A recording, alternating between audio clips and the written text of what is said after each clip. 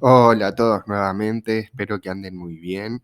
Y hoy vamos a estar hablando de un libro que ya les comenté durante las historias de Instagram, que es Los científicos de Hitler, de Eric Frontini, que fue publicado este año, en 2021, y es un libro muy interesante, ya que nos habla y nos permite meternos en el corazón de lo que fue la máquina bélica nazi, pero no solo entender que los nazis tenían un gran poderío de fuego en la fuerza aérea, naval y demás, sino en lo que pasaba en Alemania y en los campos de concentración, entender quiénes fueron los hombres que estuvieron detrás de los peores experimentos que se han llevado en la historia de la humanidad con seres humanos. ¿Por qué hacían esos fines? ¿Cuál es su historia detrás de eso? ¿Quién financiaba a esas personas que llevan a cabo esos experimentos? Nadie ponía control sobre ellos, y nos permite entender un poco más todas estas preguntas y cómo se fue gestando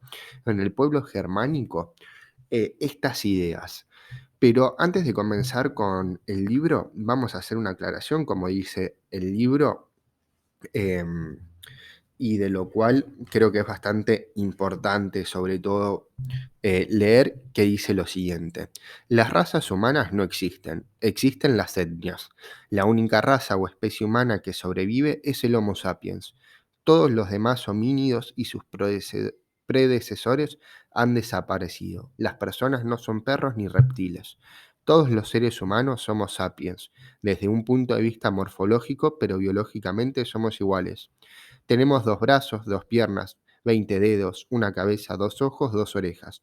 La diferencia de pigmentación, altura, complexión, rasgos faciales, tipo de cabello y otras peculiaridades antropológicas son pequeñas distinciones étnicas, pero un pigmeo, un lapón y un chino son biológicamente idénticos. Son Homo sapiens. Que haya que explicar esto en pleno siglo XXI da cierto pudor, pero hay que hacerlo. El racismo, la xenofobia, el antisemitismo y otros delitos de odio vuelven con fuerza, o quizá es que nunca se fueron del todo. La justificación científica, pseudocientífica o falsamente científica de la ideología nacionalista germánica se llamó ANENERVE, Sociedad para la Investigación y Enseñanza sobre la Herencia Central Alemana. Y esta es de lo que nos vamos a ocupar en el libro, de la ANENERVE, la Sociedad Pseudocientífica, ¿no?, para la investigación y enseñanza sobre la herencia ancestral alemana. ¿Qué se va a trabajar en el libro? Se va a trabajar esta institución tan mítica, poco conocida para muchos, eh, y descubrir quiénes fueron las personas que realizaron los peores experimentos, por qué los realizaron y con qué fin surgió. Y algo que a mí me gustó mucho el libro es que está dividido en 11 capítulos, y en cada uno de esos capítulos se retrata un científico diferente, mezclándose con su relación con los otros de los otros capítulos, qué rol desempeñaron en el Tercer Reich, cuál era su afinidad con las ideas nacionalistas, qué experimentos llevaron a cabo y cómo nadie decía nada sobre eso y cómo intentaron defenderse de los crímenes durante los juicios de Nuremberg a los médicos. También algo que me gustó mucho del libro es que el autor hace una referencia bibliográfica, un poco de historia, biográfica, a cada uno de los científicos de los que aparecen. Es decir, en el capítulo dedicado a Himmler, que fue el hombre detrás de esto, vamos a poder ver y descubrir un poco de su historia, y sobre todo Himmler, comprendiendo un poco de su biografía, nos permite entender los disparates que ese hombre, con los que había sido creado, y por qué había desarrollado todo esto. Y así es como comienza todo. Himmler fue, bueno, el Reichsführer de Alemania, era la mano derecha de Hitler y era el segundo hombre más poderoso de todo el Reich. Si Hitler moría por alguna causa natural o porque lo mataban o algo y el Reich todavía estaba en auge, era obvio que Himmler era el que lo iba a suceder, el que estaba segundo en esa línea de sucesión para ocupar el cargo del Führer de Alemania y del Tercer Reich. Himmler fue un tipo que se crió con 3 hermanos más, un padre bastante rígido y que creía en la eugenesia y que la raza germánica y demás, y todas estas ideas se le fueron inculcando desde chico, y a partir de todas estas ideas fue que fue desarrollando sus teorías, sus ideas locas de que la raza germánica era mejor que otra. Y cuando conoció a Hitler en ese discurso histórico que se hace tan conocido, el primer discurso que Hitler dio ante las demás personas en un pequeño bar, Hitler como que se obsesionó y veían en Hitler alguien que podía llevar a cabo las mismas ideas o ideas similares que las que él tenía sobre las diferentes visiones y demás. ¿Qué es lo que quería Himmler? Himmler quería crear un centro de investigación elitista con dos misiones. La primera misión era desenterrar nuevas evidencias de los ancestros de Alemania que mostraran sus grandes hazañas y transmitir dichos hallazgos a la opinión pública alemana a través de revistas, libros o exposiciones. Y esta evidencia debía remontarse desde la era del Paleolítico hasta la actualidad. Y bueno, estos eran sus objetivos, ¿no? Y la idea de todo esto fue transformar toda esta idea inicial en convertirlos en mitos, en dioses, en suponer a los alemanes como dioses, como ancestros que revolucionaban todo. Y en 1935 Himmler logró que Hitler le aprobara la construcción del Instituto para la Investigación y Enseñanza Ancestral de la Raza Germánica. En esta institución trabajaron una gran cantidad de científicos, de mano de obra y demás, todo con el fin de convertir las ideas locas de Hitler y Himmler en papers científicos, ¿no? Entre comillas, y divulgarla. ¿Qué pasó? Era una sociedad que en el ámbito académico no se la consideraba una sociedad prestigiosa, respaldada científicamente, ni nada por el estilo. Entonces, ¿qué hicieron los nazis? ¿Qué hizo Himmler? Comenzaron a buscar gente afiliada a otras instituciones, profesores con prestigio y demás, que quisieran dar clases en la ANENERVE o investigar para la ANENERVE, pero muchos de ellos se rehusaban porque no lo consideraban poco ético, poco científico y un montón de cosas más, y no eran afines a las ideas nacionalistas, socialistas del Tercer Reich. Entonces, muchos disertaron de Alemania por miedo a que les pasara algo, otros fueron capturados y pusieron gente de la NERV y gente afín a los partidos, a sus ideas, a dar clases en universidades prestigiosas de Alemania. Y esto también, este hecho de poner gente que trabajara en las universidades a dar clases relacionadas con la NENERV y con las ideas del nazismo, hacía que en las aulas se divulgaran ideas pseudocientíficas, ideas que no tenían un sustento empírico como que Alemania era lo mejor, que había la existencia de razas humanas y que la misión era descubrir cuáles razas eran mejor que otras, qué rol debía cumplir cada una. Otro hecho que tiene el libro y que a mí me llamó mucho la atención es que se hace mención a que Hitler pensaba que muchas de las ideas que Himmler tenía, o sea, iban en sincronía también con lo que él creía en algunas cosas, pero consideraba también en un gran nivel que eran todos disparates e ideas del propio Himmler. Pero en la creación de esta institución, Hitler vio una fuente de progreso para el Tercer Reich, una fuente de progreso para sus ideas, para que puedan ser divulgadas. Y lo mismo sucedió con las ideas de la NENERVE y estas pseudo investigaciones que realizaban.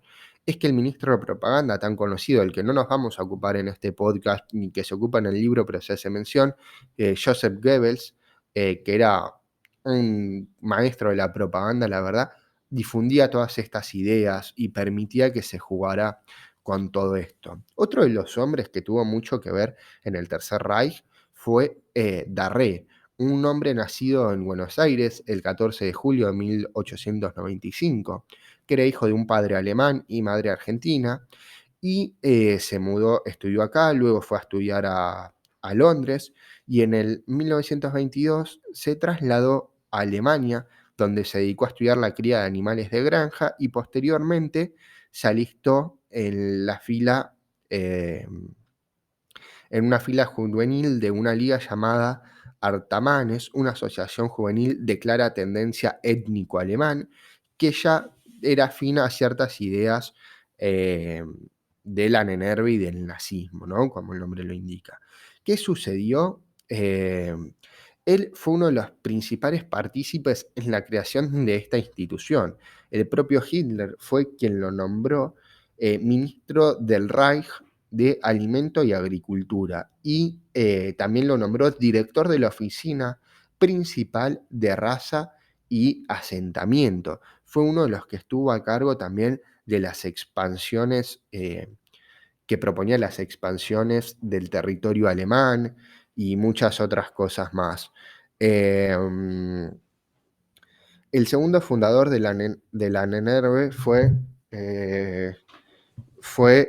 Hermann Wirth, que fue también otro tipo que estuvo muy metido en la construcción.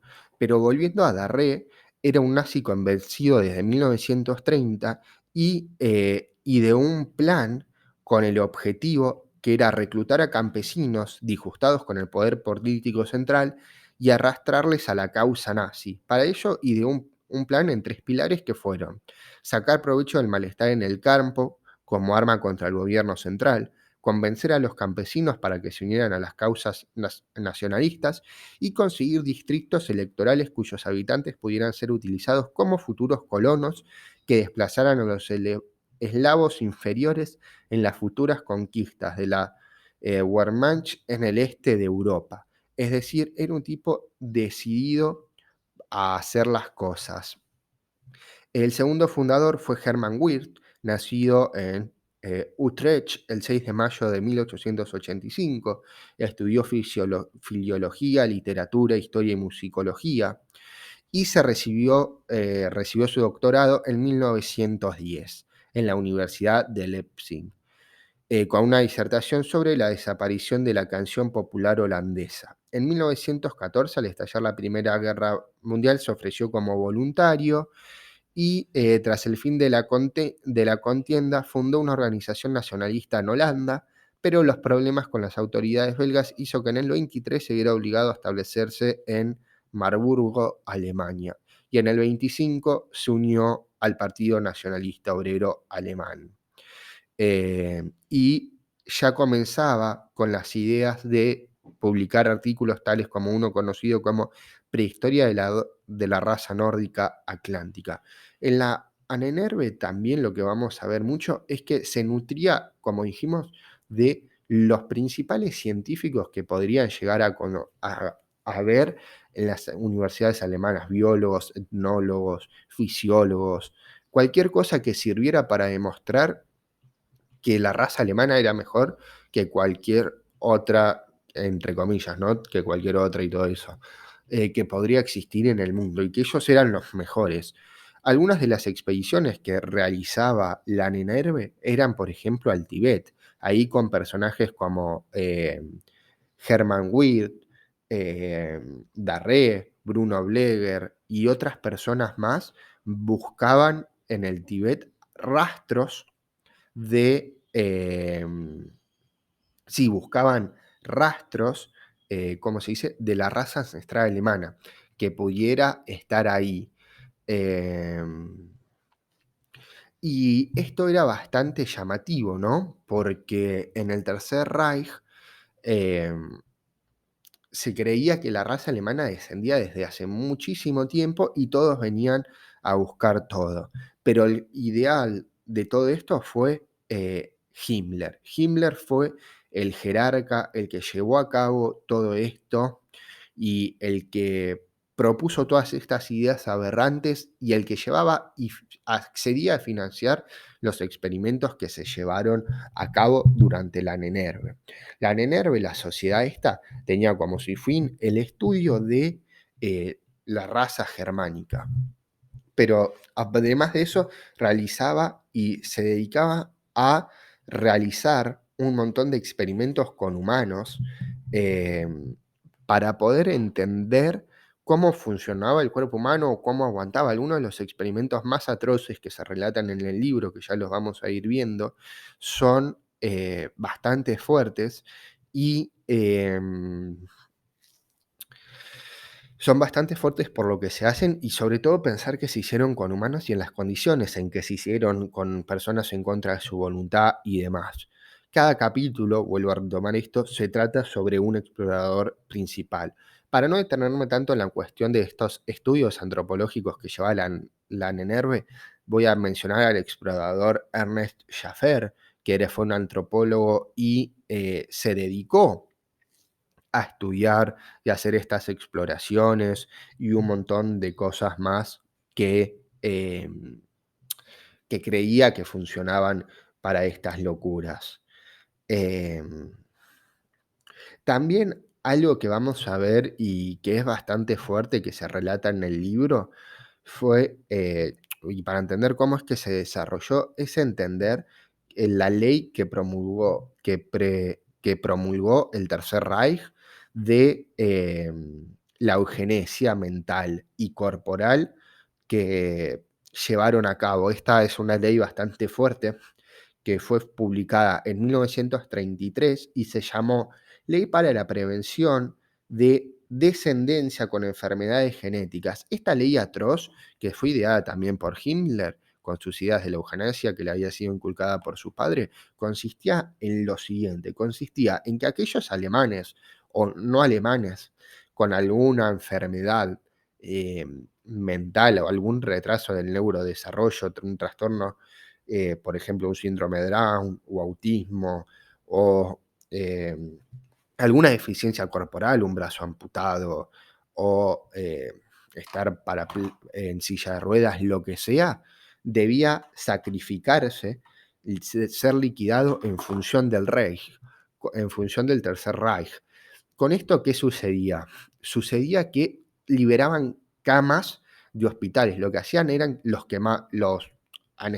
mataban con alguna inyección y luego, o con gas, y luego los incineraban.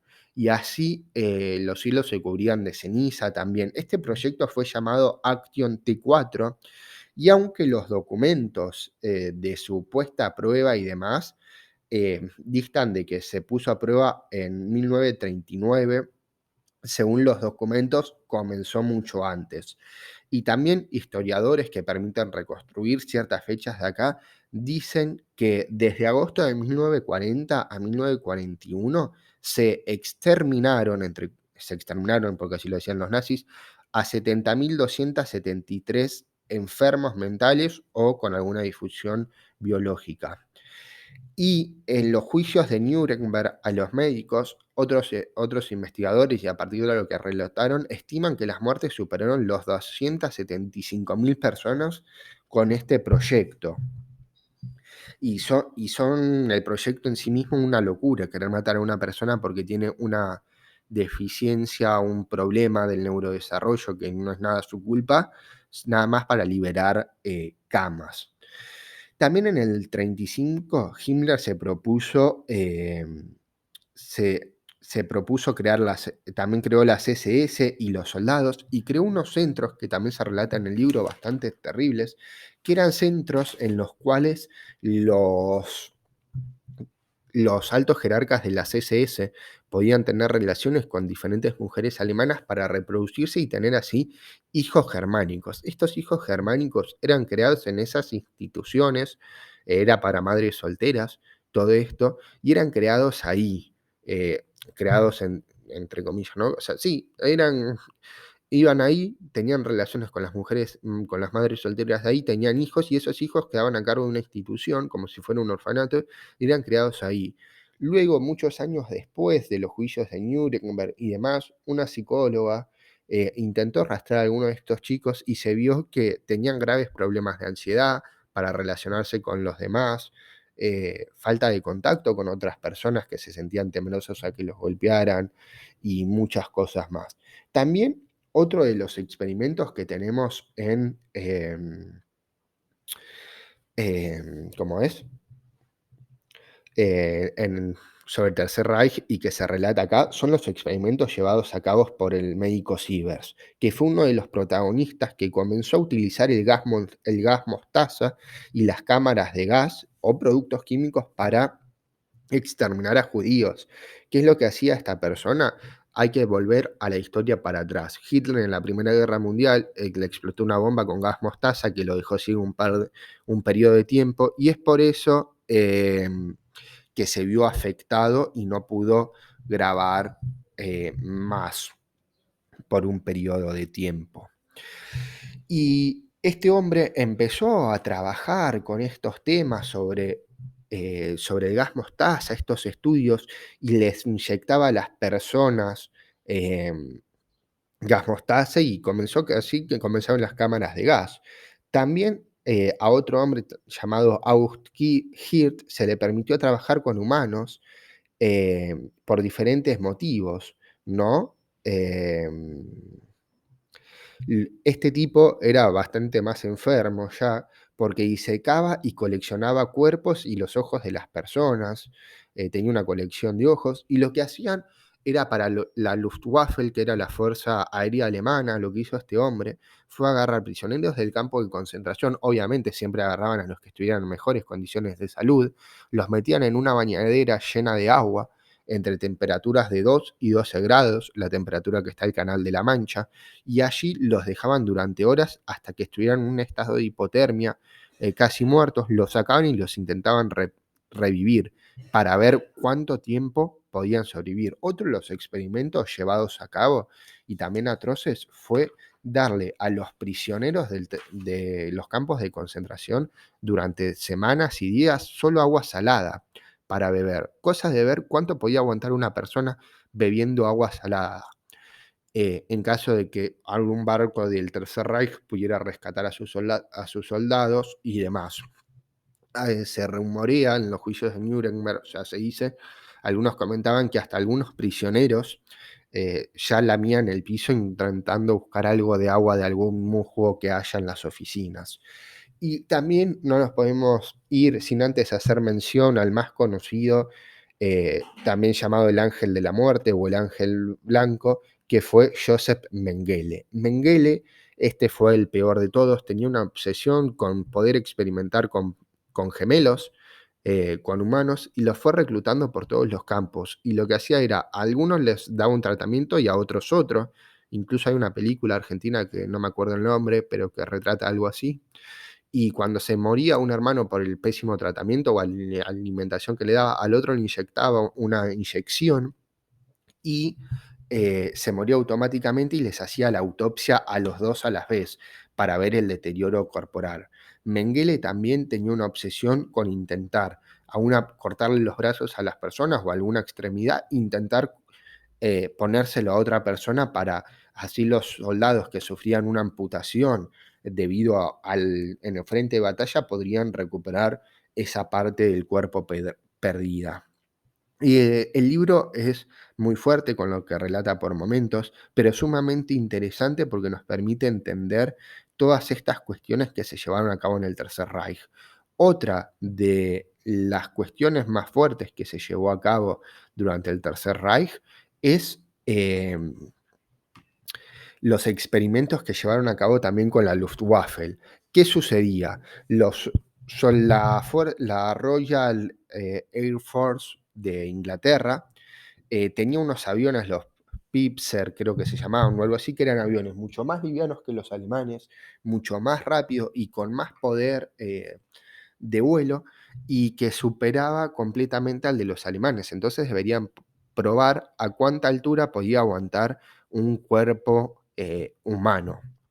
Entonces lo que hacían era agarrar a soldados del campo de concentración, perdón, a prisioneros de los campos de concentración, meterlos en una cámara presurizada y ahí mismo les hacían moverse repetidamente, alturas, los soltaban y después tenían que caminar en línea recta. Muchos morían. Y esa es otra de las locuras llevadas a cabo por los nazis.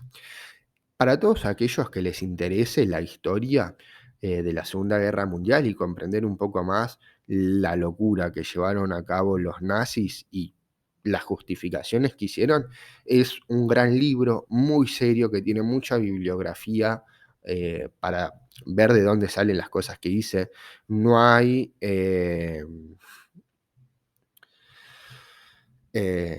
no hay invenciones del autor ni nada por el estilo, sino que todo se remite a documentos oficiales y también permite entrar en esta parte más oscura de la guerra nazi y introducirnos y conocer un poco más aquellos experimentos que a veces nos son pasados por alto durante las escuelas y demás, y que sí tuvieron una gran implicancia en el Tercer Reich y que fueron llevados a cabo por personas que creían claramente en que existía una raza germánica o que los alemanes eran mejor que cualquier otra nacionalidad y que debían tener.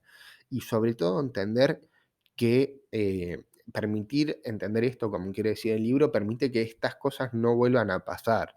Conocer científicamente las cosas permite no volver a caer en esos errores y las cosas, pero es como siempre el tema de la eugenesia mental era algo que si uno se pone a buscar documentos de esa época o libros, es algo que estaba muy en boga en la época y que se hablaba con total naturalidad, pero cuando los nazis lo empezaron a practicar, todo eso que decían científicos y académicos de prestigio también, luego se empezó a considerar que era una locura y que no podía ser que dijeran esas cosas y las cosas que se llevaron a cabo.